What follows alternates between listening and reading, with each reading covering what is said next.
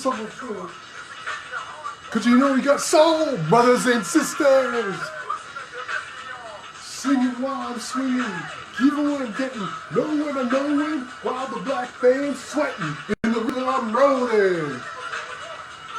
Got to give us what we need, yeah! Yeah, so right now, I'm playing a little bit of Public Enemy in the background. Fight the power. Fight the power. When I was a teenager, I thought, when I heard these brothers dropping their lyrics, I thought my world exploded. Them and NWA. And Chuck D and Flavor Flav, more Chuck D than Flav, right? And what they spoke of was black consciousness. My name is Ian I.C. Bailey, and this is Conversations with White People.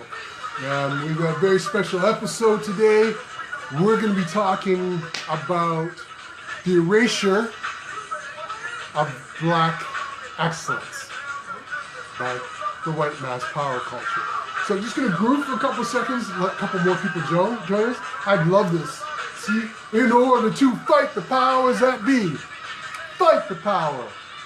All right. Public Enemy. We're going to have Gio Fortis, one of the mods in our group, younger brother. Almost everybody's younger than me now, but a younger brother who's really set the world on fire. Gio is a world-class artist. He's an animator. He's an entrepreneur. He's a firebrand. This man knows his stuff. And I'm going to tell you that when they talk about unity, when they talk about strong, wonderful, loving, caring, brilliant young black men, Gio is one of us, and he'll be joining us shortly. I'm going to actually add him in a couple seconds here. And you know, when we were thinking about this topic, we wanted to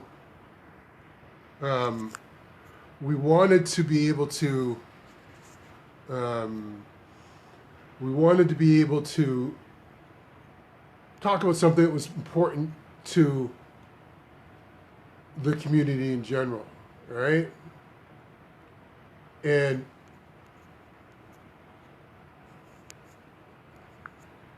what Gio came up with, and Gio, if you can do me a favor, send me a request here because I'm having a problem adding you.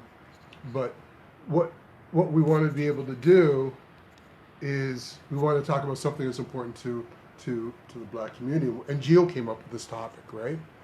Which was the erasure of black excellence and what that is. So I'm just going to wait for everybody to join us for a second. I hope you've had a great week. I'm trying to add him right now. It won't let me search for some reason. Oh, it's because he's got to be watching first. So, Jay, I'm going to ask you to jump in. I need you to be watching this. So as soon as I see Jay, I'll jump in. We'll add it. So, you know, we see racism and white supremacy as something that, in general, is affecting the black community left, right, and center. Right? We hear about racism. We see the effects of some of the things that are happening, and we just think it arrived. We just think all of a sudden out of the blue that racism just showed up, that white supremacy just showed up, that the state of being of mass incarceration just showed up out of nowhere, right? And that's not true. You know, often what we do is we look at these things as their binary states. All of a sudden, there's mass incarceration. All of a sudden, there's police shootings. All of a sudden, there's poor graduation rates. All of a sudden, there's poor home ownership in the black community, right? All of a sudden, right? And that's not the case. No, so Gio, what I'm going to ask Gio to do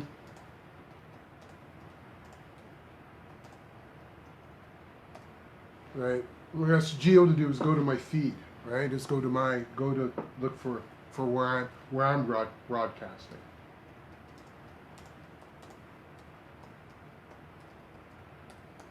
Technical stuff, my apologies. So all this stuff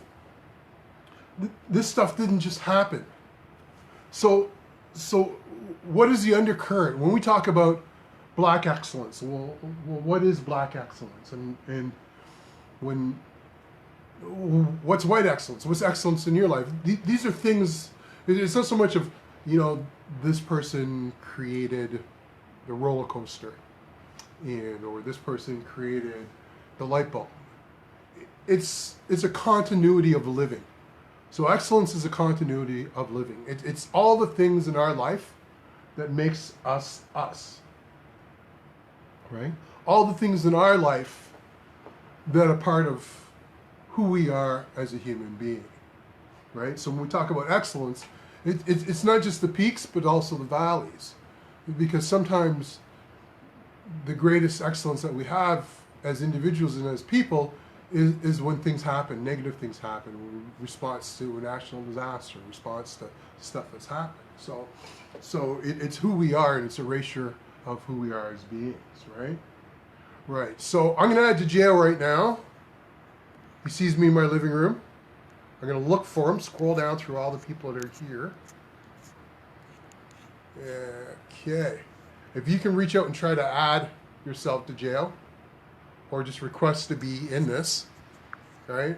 If you can just request to be in this, would be great. Because for some reason I'm not seeing you, and I really want your input, because I need your help on this, right? So when we look at excellence, we have to, where the ratio of our excellence, where did this begin, right? Where did this begin? And we look at our history, right? Our history started, I've said this a couple times, our history started before transatlantic passage, right? Before slavery, right? We know that all civilization and all life really began in Africa, despite what anybody else would say, right? We know that Africa, the continent, is a place that can sustain life and every form of life onto itself, right? So we know that there was tremendous civilizations of black people doing amazing things time immemorial. And, I don't like to stand on cliche, but we see the pyramids, we see the Sphinx. I'm going to be honest with you, while those are great achievements, there's other achievements that get wiped off, that are forgotten, right? And so when we look at what erasure is the total negation of a people. It's basically saying, I know you are a people, however, what we're going to do is we're going to erase everything that makes you you, because we don't value you. Because we can't value you, because we need you in order to control the world, right? We need you in order to perform cheap labor. We need you in order to establish a system of our privilege and a system of our own dominance. So erasure is about taking everything away from a people in order to get them to do what you want. Because you can't have complete and absolute power over people unless you actually erase them. True? All right, so there's the jail. All right. So we're going to try to add him. Hopefully this will work. And it won't. So again, to jail, there's a little button down below. If you can send out a thing that asks for a request, that request for you to be in the show, then we can add you. Because for some reason, yeah, I know you're here. I can see you. I can see your comments. But there's little icons below where the feed are, and it's a request to have you into the show. So I could be doing something wrong here. So I need you to jump in here. Right? Deborah James.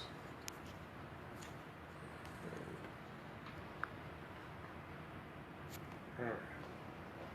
So when we look at erasure, it began with the theft of people. So stealing someone or kidnapping them or taking them from their families, from their culture, from their way of life to where they are now, to a totally, entirely different place. To grab them from their mother and fathers, to grab them from their wives, to grab them from their husbands, to grab them from the side that they live in, throw them in a boat, treat them poorly, and that's not even a good definition. To treat them barbarically is part of the erasure. It's first saying that you're not a person, you're a beast of burden.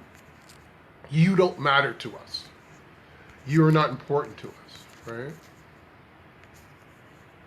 It says to them, your livestock, that we're going to imagine and focus the most cruel things on you, right? So I don't know if we're going to get Jao in here. He can't get the button. I really wanted him in because he's really leading me on some of this stuff. He's been educating me on some of the things we're going to be talking about, right? And so what happens right off the bat is you erase people by not allowing them to have a voice. So the very first thing that we do is we tell people that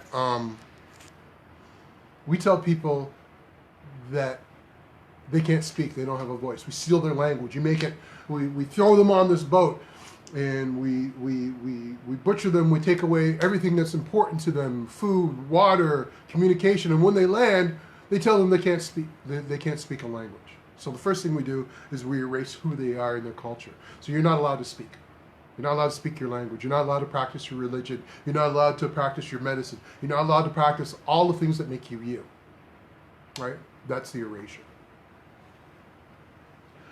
And then we do things like take away all customs, how we interact with our children, or how black people used to honor their elders in a specific way, or no stories or oral tradition, which are very important in African cultures. Not that they're monolith, but one thing is common was oral tradition. We take away any ability for them to be able to write or share language, right? And then this is about complete removal of culture.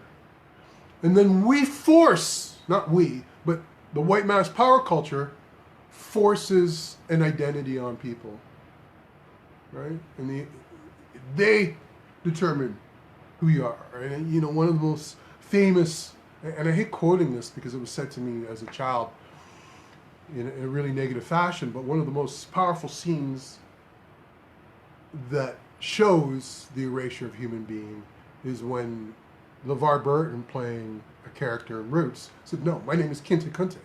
My name is Kinte Kunte. No, it's Toby." You're literally watching, if you're looking at a figure or a picture of erasure, that scene right there, right? You erase them, and our artist here, Gio, says you take away their desire for art. Absolutely, Gio, right?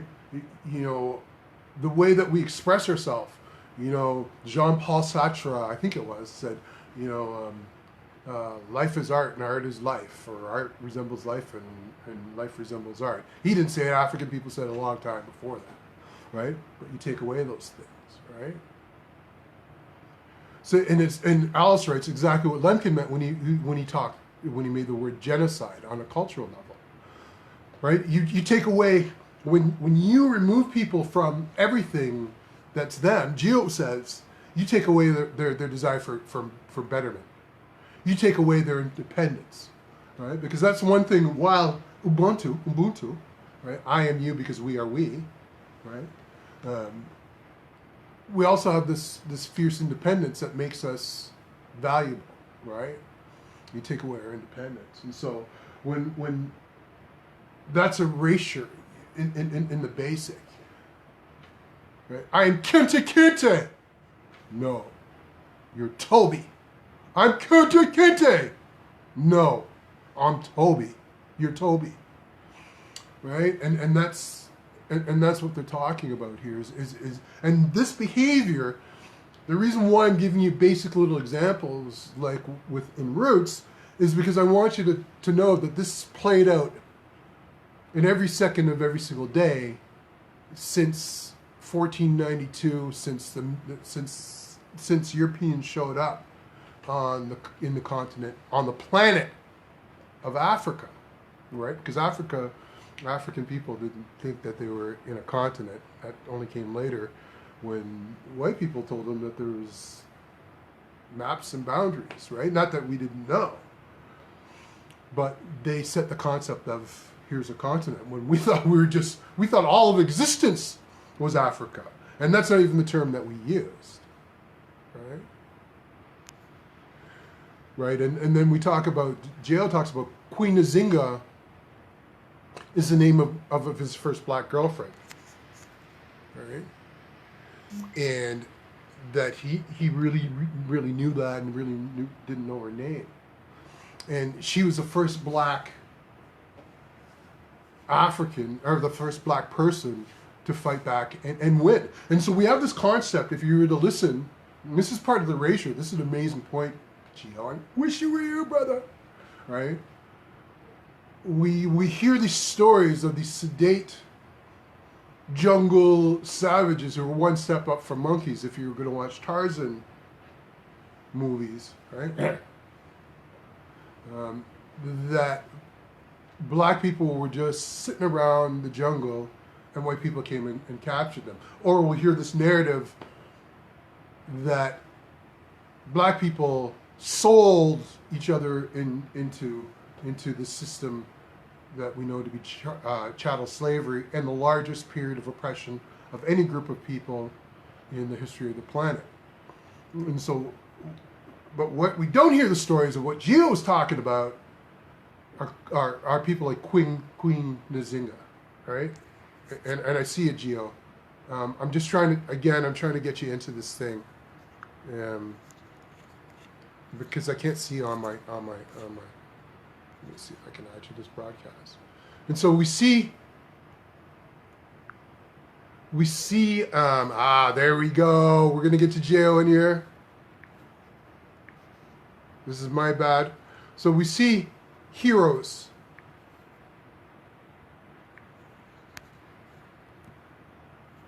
Like Queen Nzinga. Right? And we've invited to jail. And he should be here any second now. So, and Gio writes, it breaks his heart, right? So,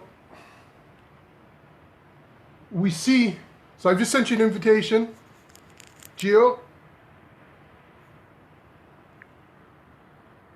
and you're invited. So you'll jump in whenever you figure it out. The invitation's there. You can join anytime.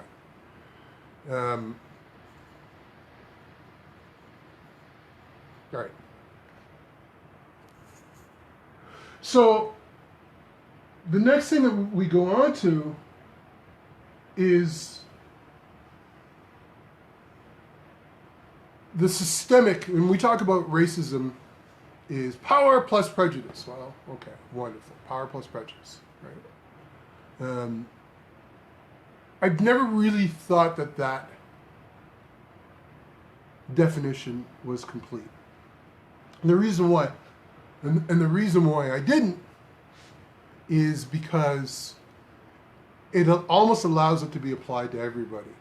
And I think we have to be specific that part of racism is, let's name it and allow others to claim it, is when specifically the white mass power culture, European colonialists, decided to come into Africa, erase the culture of black people, bring them to this country, continue to erase them for 400 or 500 years, continue to put them under a system of oppression that lasts this very day. That has to have its own name, rather than, and you know, part of the system of erasure is this idea that we can't even,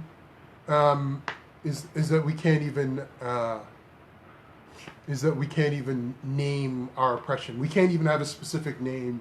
You know, we talk about Semitism, we talk about homophobia, we talk about Islamophobia, but we can't be specific about the period of oppression that has been foisted upon us, right? I don't know what's going on in jail. Let's just keep on trying. Maybe you'll just pop in, right? My bad on this. So that's the erasure. Even the name of our oppression has been erased. And so when we see this today, when we see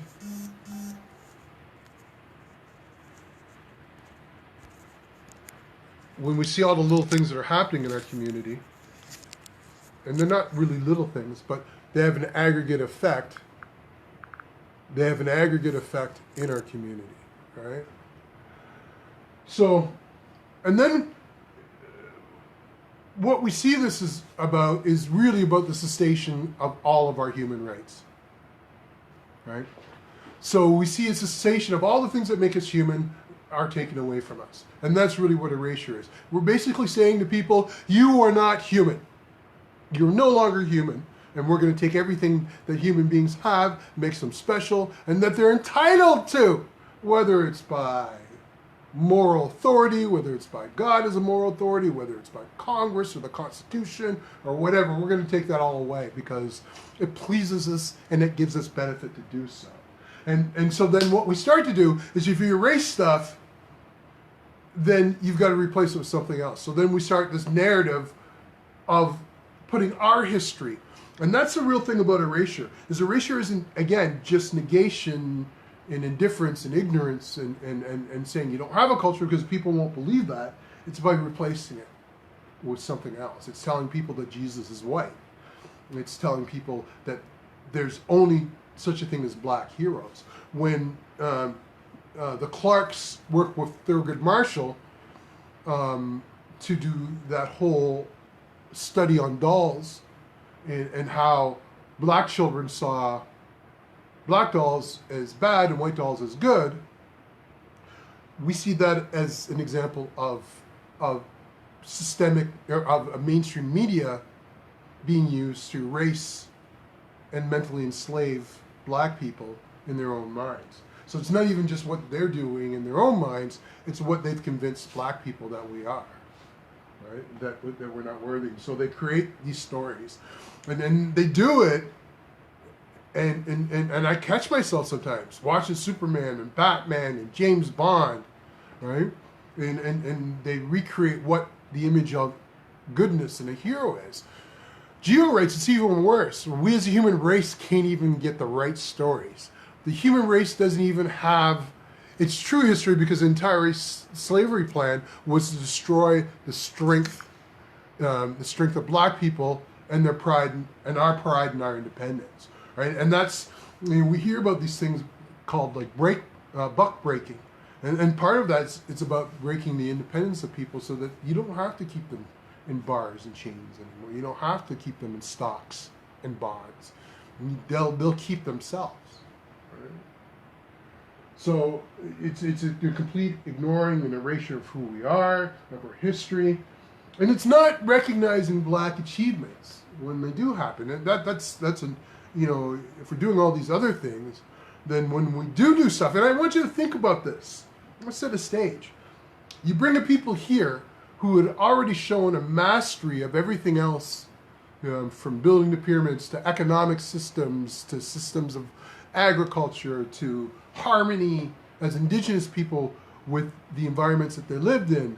Right? Those masteries, when you have all those things going for you as a people, part of the erasure has to be to not recognize the things that you do well. And so over this period of time in slavery, when you force black people to tend to the fields, to be the blacksmiths, to be the carpenters, to be the millwrights, to be the animal husbandry people, to be even the domestic logistics, right? To basically manage a system of all free labor for 400 or 500 years. Guess what happens to those people? They become, you've just taken them from their environment, but we're talking about people who conquered and established some of the greatest civilizations in the history of the planet in a very harsh environment. And so now they've come over here, and where other people like the Irish, and other groups of people couldn't do the labor because they just die. They brought over the African. They brought over, black people to do this work, and we didn't just die. We didn't thrive. We didn't just survive. We thrived, right? And so Geo writes here that as well as the information that black people had already created civilization, something that history say white people did first, right? And so we hear this all the time, this misinformation, this historical, if you will, malaise, where they talk about, well, we really gave black people civilization. And that's not true, because the reality is that Europeans had destroyed their civilizations, right? They lived in a system of atrophy where plague ruled their lives. Every couple of years there was a plague that would wipe out 1/3 of their culture. That stuff didn't happen like that. Now, let me be clear. There was plagues in Africa, but there weren't plagues because people take a poop in the water that they're drinking with. There weren't plagues because someone decided that they were going to let the pig sleep in the same bed as their infant. There weren't plagues because they thought that in order to heal cuts, you had to throw shit on it. It wasn't that type of thing. So all of the literal definition of that period of time in which white people did a lot, European people did a lot of stuff that damage or have a system of living that was damaging to them, was called appropriately the Dark Ages. What do you think took Europe out of the Dark Ages? Anybody want to hazard a guess? It was black people. It was the intervention of the Moors. And I can use that term. I don't like it when necessarily white people use it, but black people in Northern Africa intervened, taught the Greeks medicine, taught the Italians and the French, and the Spanish art and mathematics in ways that they'd never learned before. They gave them their period, they call it the Enlightenment, the Renaissance period, right? And the reality is they can't even say what it was. It was benevolence. People talk about, oh yes, even the Moors, even black people had invaded Europe. No, they didn't invade Europe. They established some dominance, and then what they did was cultural sharing. Not appropriation. They didn't come in and steal everything. They came in and made European culture better than it was. Right? They improved on the Europeans' life. The standard of living after black people interacted with Europeans increased for Europeans. It didn't decrease. When the inverse happened, which is Europeans interacting in mass with black lives, we saw a subtle decrease. And not subtle, a huge decrease, right? And the narrative that Geo writes about is that white people are looked on as the betters, and blacks must serve because they are cursed as savages. The mark of Cain, we hear that in the Bible, right? African history dictates that the African has been trying for thousands and thousands of years to unite one people. And that's another thing, is we hear that black people, that's another thing that we talk about in erasure, was this idea that black people aren't united, right? Well, we're as united as we possibly can be. We, despite all of the interference, sure, all people infight with all people. So I would argue that in order for us to survive, we've had to be more united than any other group of people in the history of the planet, or we simply wouldn't be here, right?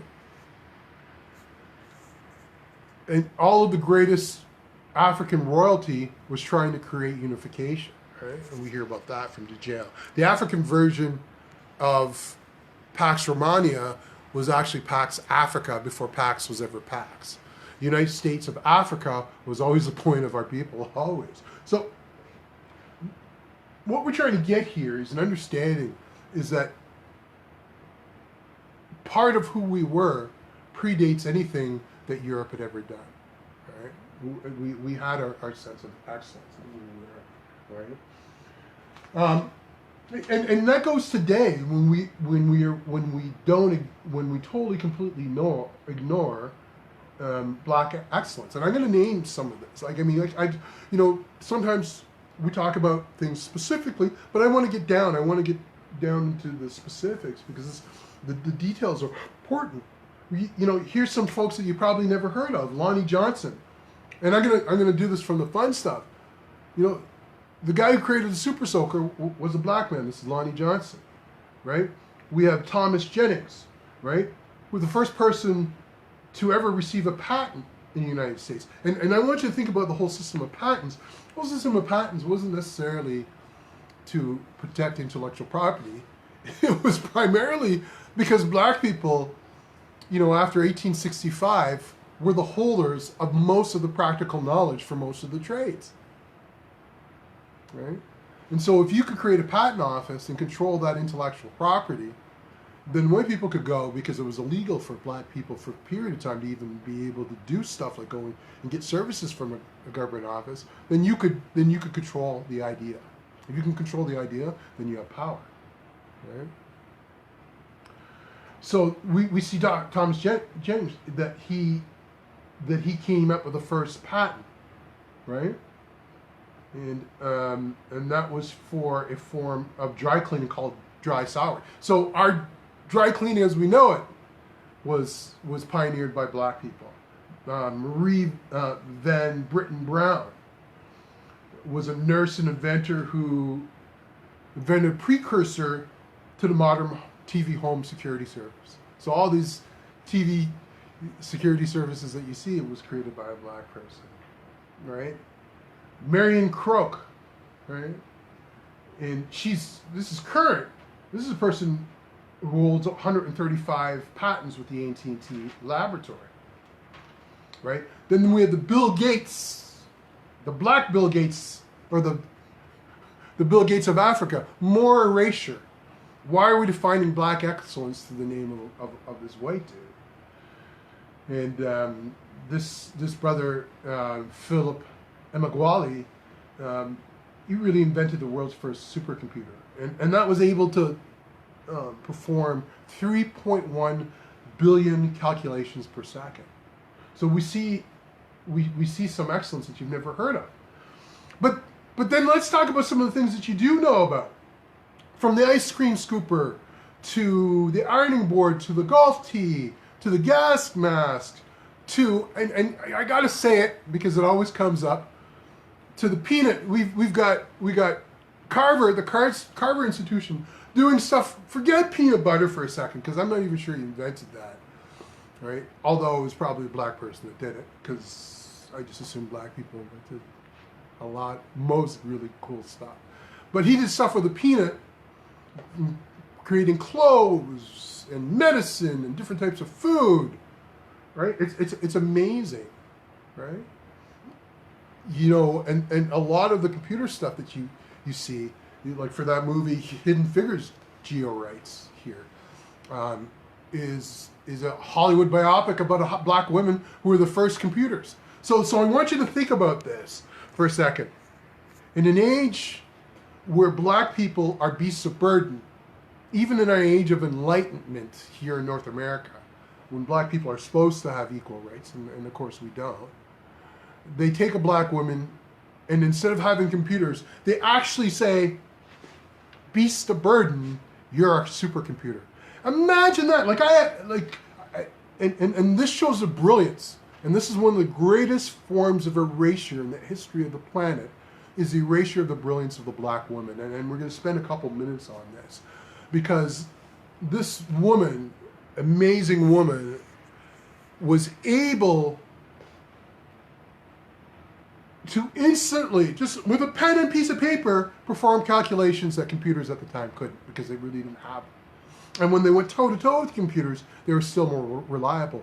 And there's stories, if you pay attention to the Hollywood glorification, which I believe this part of it, is that when they had to reconfigure or recalculate a course of trajectory for some of the space, the Apollos or whatever they were, for the spacecrafts, the astronauts didn't want the computer calculations. They didn't want the white men's calculations. They wanted calculations from a black woman because they could trust them. All right? And when we look all through the history of North America, that's really what it's been. It's been black women's innovation and everybody else's capitalization.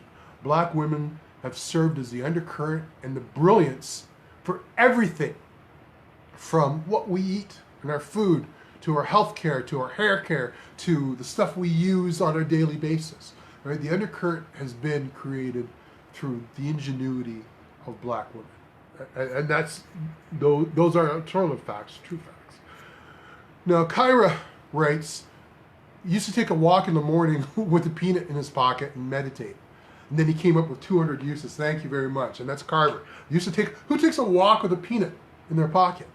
That's a brilliant. He's pondering and meditating on the peanut, right? And then Angie writes, Carver literally saved the South from starvation, right? Katherine Johnson, and say her name. You know, I keep on saying the woman. Her name is Katherine Johnson. My apology. Katherine Johnson was a human computer that would blow away. I'd rather have her than this Dell that's sitting here perform some of my calculations on a daily basis. But Sophia tends to be a supercomputer in all things that she does. And when I watch her elegant brilliance in the face of my male ego most days, and her emotional intelligence in dealing with the world, you know, as a high-level executive for the organization she works with, through pulling herself and her family up out of poverty. This is a woman who's got a master's degree in a discipline coming from abject poverty in Jamaica, and so her own brilliance is noted in many ways, and she's an example. Rachel writes, I went to an event about the African origins of Southern soul food. The one fact that the presenter wanted us to have and repeat is the first meal that humans ever ate was created, prepared, and consumed. Was created, prepared, and consumed in Africa. Well, yeah, of course, because that's where the course. So I want you to think about that, what that means. And African cuisines, outdated, and I'm talking, when I mean cuisines, I'm talking about a curriculum, if you will, of food, right? In different areas, different pathways, and this idea that vegetarians, yeah, man, I'm a vegetarian. You have to reclaim the planet, man, make everything cool with your chakras, right? Whatever that is, that appropriated persona, black people had understood the benefits of agrarian, vegetarian, vegan societies for a long period of time. You know, J.L. writes, without Yared, Ashika, Bello, Sandatia, Imhotep, Menelek, we would have no history to celebrate. Without Garvey, history. Sorry, without Garvey, Webb Du Bois, Bousset, and Delany, there would be no revolution. Without, and he goes on to say that the contributions that we've made to society, you don't even know what they are. You can't. They're unknowable because they're so deep. And that's the thing. Everything that you're using, from the cell phone to the food you're eating to the clothes you're wearing, every single thing that you have, your whole entire way of life here in North America, you owe to black people, because the 400 years of free labor that you had created an advantage over the rest of the planet. So right now, the privileges that you have as white people, the privileges that you have as human beings, were paid for 4 centuries of brutality, right? That is it. This isn't me guessing. This is me saying to you, is that economists have looked at this and they've said that the reason why North America is in the shape that it is, and, you know, has the benefit and privilege and wealth that it does is simply because of the labor that black people have performed. What's interesting is the same spirit that violated black people and took that labor from them was the same spirit that is also killing the world now, which is this idea that a few should have benefit over the many. And we see that with mega rich people.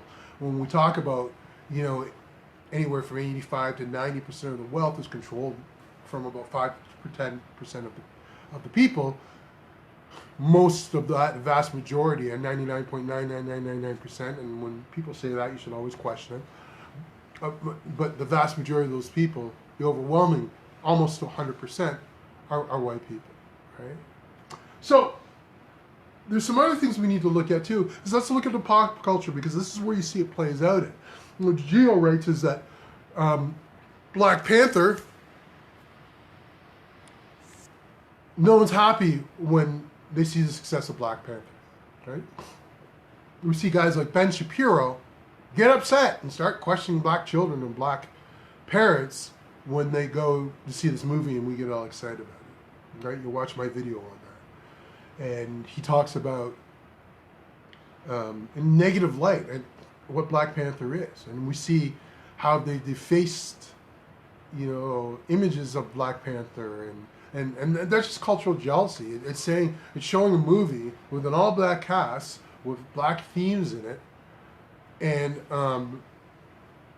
basically reducing it to nothingness. Now, it's hard to do because it's such a fun movie to watch. Right?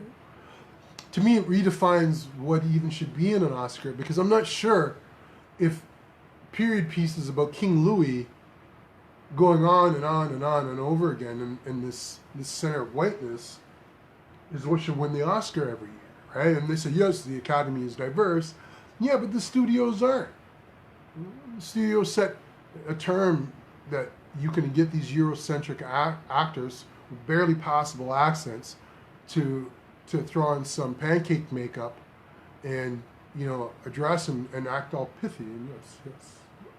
And that's worthy of some sort of award for subtle nuance, when it probably was nothing like that. And then they ignore, or they'll show some black or some white hero with a gun, shooting up the neighborhood that barely only has one emotive track, one range. Do you feel lucky? Do you, punk? And then that person's movie will win an Oscar over a brother who plays a character in a role so efficiently that people see him on the street and actually think that he's Malcolm X. And I'm going to be honest with you, one of the greatest portrayals in modern theater is Denzel Washington's portrayal of Malcolm X. For an entire generation of people who didn't even know who Malcolm X was, they think when they see him. In fact, someone who was doing some development for us recently on banners of one of our graphic artists was given a collage, or asked to do a collage, given a bunch of names of historical people. Martin Luther King, Maya Angelou, and a bunch of others. And the person who was just amazing person, I'm not going to name any names here, actually put the picture, excuse me, actually put a picture of Denzel Washington as Malcolm X. That's how ingrained it was. And that movie still never won an Oscar, right? Right, when we look at the brilliance of Martin Luther King, we see people talking about, every time a black person says, look, I don't like it when police shoot my children, and you should be held accountable. We hear someone come out and say, well, you're making me feel uncomfortable. I don't think that's what Dr. King stood for. I think that he'd be upset with the way that you're behaving, because he understood that we all are the same people. We all bleed red, and we all have the same color, and we all are the same, and color isn't a thing. And Dr. King understood that. And that's one of the greatest forms of erasures too, is this whitewashing of Dr. Luther King, the minimization of Malcolm X, the indifference to the black women and their contributions. And then we get into this thing about cultural appropriation, right?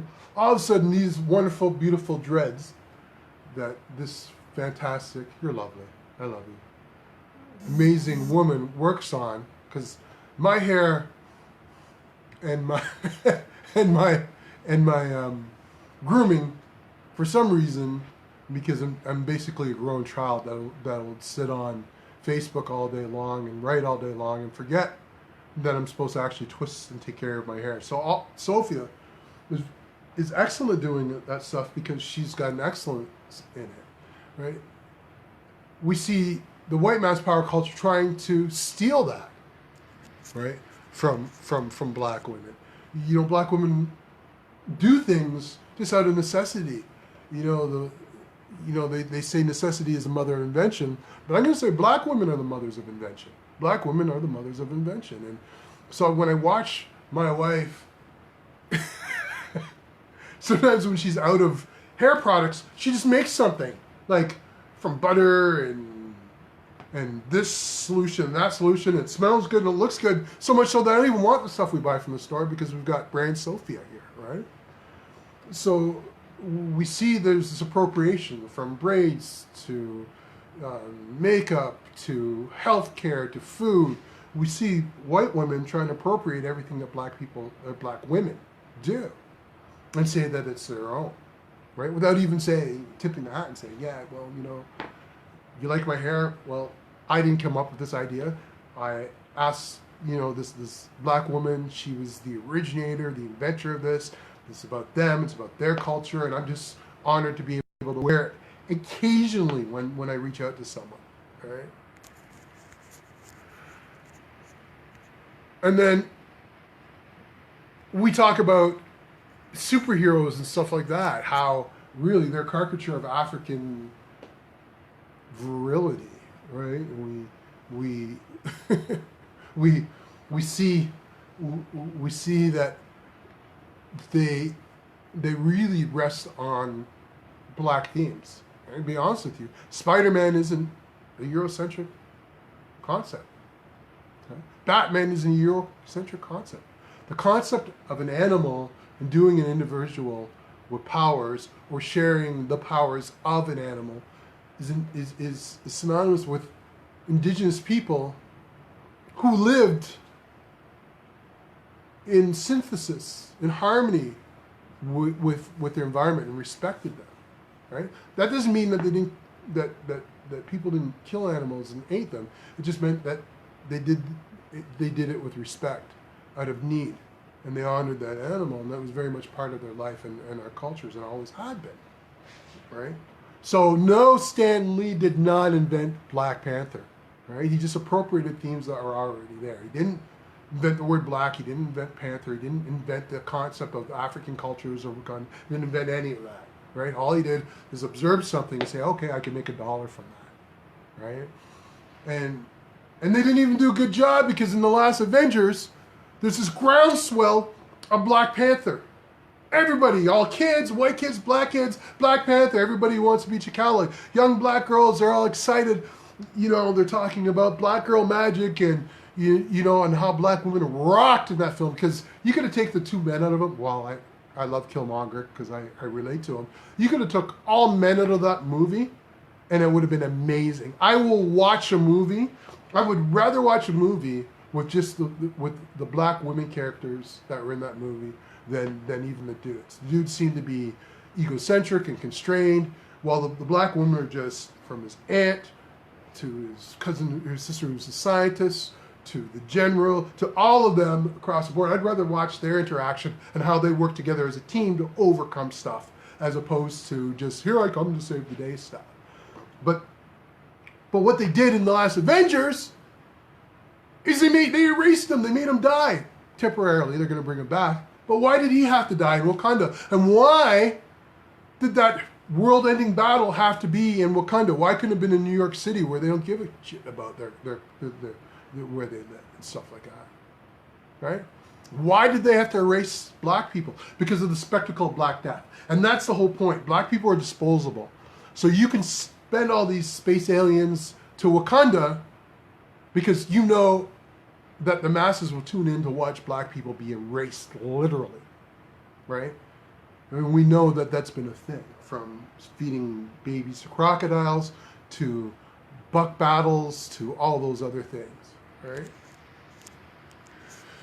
Right, and people don't even recognize that in that comic universe that T'Challa is one of the greatest minds in the universe. He actually, and they won't tell you this, and I'm showing my inner nerd, did you know that Black Panther defeated the whole entire Avengers? That means Hulk, Thor, Iron Man. This is dude who's been trained to take care of his people from birth, walked in to the US of A, beat the crap out of the Avengers, and then went back to Africa, right? Went back to Wakanda and said, yo, Black Lives Matter. Blow me up, right? And what did they do? Nothing. They did nothing about it, right? Because Wakanda is unassailable. And part of the reason why they probably went to Wakanda is because they couldn't have gone anyplace else. All right. He slapped them. You got it, right? All of the Avengers. But I digress. So then we look at people like Serena Williams. Who is the greatest professional athlete of all time? I'm going to say it, name it and claim it. Serena Williams is the greatest athlete of all time, right? She's dominated, and she can still dominate. She's like, oh, do I even want to go into this? Do I really want to join Wimbledon? Serena and Venus Williams are the two greatest tennis players of all time. Better than Jordan, better than LeBron, better than Gretzky, better than Tom Brady, right? Think about this. Isn't this a great erasure? You have a black father and a black mother, they're separated, that have some young black girls living in South Central. They don't play tennis. The parents don't play tennis. They don't know anything about tennis. They go buy their daughters some tennis rackets, and they start teaching them how to play tennis. And then these young women excel at every level with no resources, threadbare running shoes, broken strings on their tennis rackets, and they come up through the ranks as the greatest tennis players of all time. Is that not a story of excellence? And what do we see? We see white journalists start impinging on the beauty of a black woman. We see them do stuff like tell her she can't wear a compression bodysuit when the Kornikova or the Rachmaninoffs or the Smirnoffs or whatever have been wearing these revealing, and that's a woman's choice to wear whatever she wants to. No man should be even say anything about it. But when a white woman does it, it's okay. When a black woman does, let's erase everything that she is. Right? So we see that Serena Williams gets erased. We see Malcolm X get erased. We see Maya Angelou, just up until recently, not being heralded as the greatest poet of all time. We see Spike Lee not get the things that he should get. We see across the board everything that's black being ignored and subjugated, right? We see everything that's about black lives not being valued, and that's the core of what we're talking about. So when we talk about Black Lives Matter, Black mental health matters, the reason why we need to say it specifically is because in the face of our excellence, in the face of the thousands and thousands of years of contributions to the things that we know to be good and wholesome and amazing, we've just been ignored. We've been erased from history. Our importance and our value as human beings has been erased. And that's what we're talking about, right? When you're saying Black Lives Matter, what you're really saying is Black Lives Matter. Like, it's pretty obvious. But I matter. I'm important. We have a history. You can't just erase us. And you have. Right? For the last 400-500 years, you've erased us as a people. We're nothing. We're objects like you would just throw on the ground. Right? So, let me go through some of the more comments. You see Deborah talks about how, about a slave map. Video games are based on our God. We see Gio talk to me again about, you see it in movies. What was the gods of Africa or gods of Egypt? That's right, gods of Egypt being like, we can't even play characters in our own history that they're replaced by white people. How did some blonde-haired, blue-eyed guy become a god in Africa? That doesn't make any sense, right? In total, right? I'm just going to skip down to some other people. Yeah, Ali Garrison says, just listening and learning here. Thanks so much for your sharing these crucial frameworks and lessons. Yeah, I was thinking about another form, white people manipulating and dominating. Wow. We're talking about the Haitian Revolution. Right, so, again, erasure of people, Haitian Revolution, we see what Haiti and Cuba and Jamaica and all these places, that they're basically production factories for white needs and stuff like that, and how the different revolutions. When we talk about revolutions, what do we talk about? The American independence, the French Revolution. Well, we don't talk about the many revolutions that we see across the board here. Okay. Right. So when we leave this, when we say Black Lives Matter, someone says all lives matter. It's just a form of erasing black. When we hear someone talk about we all bleed red, that's just erasure of the word black. When I don't see color, that's an erasure of who we are. Right? It's basically saying that I don't see you, even though you're right in front of me. Right? Imagine seeing someone in your life, and they're standing right in front of you, and they're saying, "Hello, how are you today?" And you just ignore them like they don't matter. I don't see you. You're not there. How would they feel? How would you feel if someone did that to you? If I came up to you, I was talking to you, and all of a sudden I just stopped even acknowledging you were there. If everybody in your life acknowledged or didn't acknowledge who you were as a human being, what would that mean for you? Right? What would that mean for you? So we're going to wrap this up. I want to thank Gio. Gio's put a lot of effort in this. We're going to get Gio because you have to hear what this brother's dropping. He really knows his stuff. And, we're going to, every week here, we're going to feature a co-host on here. And some weeks I'm just not going to be here. And so what we want to do is we want to decentralize IC, which is me. And we want to focus on other people. We want to get some voices of black women in leading this session. And we're going to occasionally pick some white people to take part of this, right? I'd like to do an on-air debate with someone who has some problematic views, and I'm going to work on that in the upcoming days. So again, I want you to focus this week on making black lives important to you. And what that will mean is I want you to be engaged. Whatever time you can give towards working and doing projects in our group, I want you to work on. From my co-host to Jail, and my apologies, it's on me. From my co-host to Jail, Fortis, I want to thank you very much for joining us with conversations with white people. Take care.